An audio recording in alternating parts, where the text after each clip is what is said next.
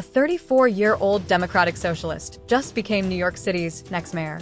When Mamdani takes office on January 1st, he will become the highest-ranking elected Muslim official in America. But not before some of America's wealthiest people spent over $40 million trying to stop him. Zohran Mamdani defeated former Governor Andrew Cuomo on November 4, 2025. The Associated Press called the race less than an hour after polls closed. Mamdani secured 50% of the vote, with Cuomo at 42% and Republican Curtis Sliwa at just 7%. The massive spending against Mamdani may have actually helped him win. His campaign turned the billionaire opposition into a rallying cry, framing the race as working people versus the ultra-wealthy. So, who were these billionaires? Former New York City Mayor Michael Bloomberg led the pack, donating $9.8 million to anti-Mamdani super PACs. He gave $8.3 million before the primary and kept writing checks through October. Hedge fund manager Bill Ackman contributed $1.75 million total. He publicly called for Republican Curtis Sliwa to drop out, arguing a vote for Sliwa was a vote for Mamdani. Ackman even offered to build a gold statue of Sliwa in Times Square if he'd quit the race.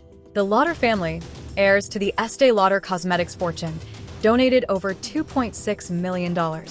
Ronald Lauder gave $1 million, while his nephew William contributed another $1 million. Joe Carroll Lauder added $500,000. Airbnb co-founder Joe Gebbia donated $3 million to multiple anti-Mamdani groups.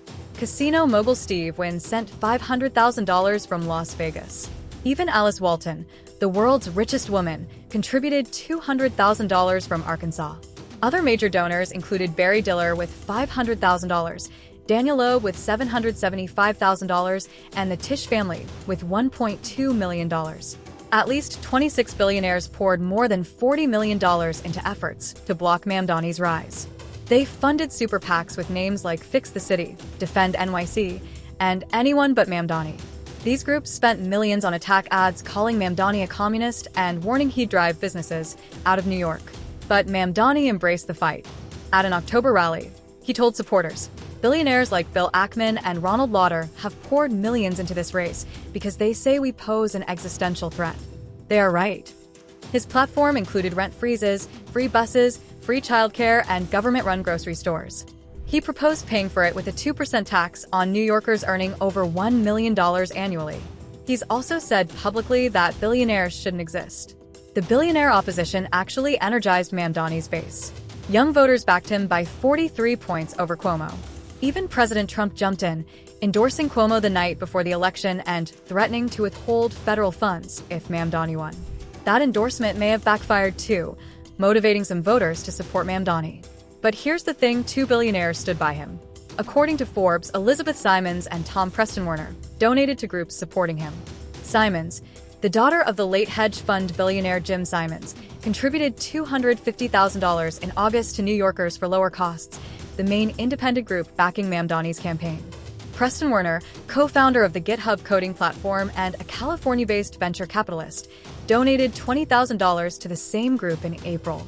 After his victory, Bill Ackman posted congratulations on social media, offering to help the new mayor.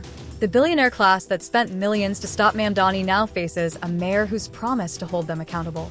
Mamdani will become New York's first Muslim mayor, its first of South Asian heritage, and its youngest in over a century when he takes office in January.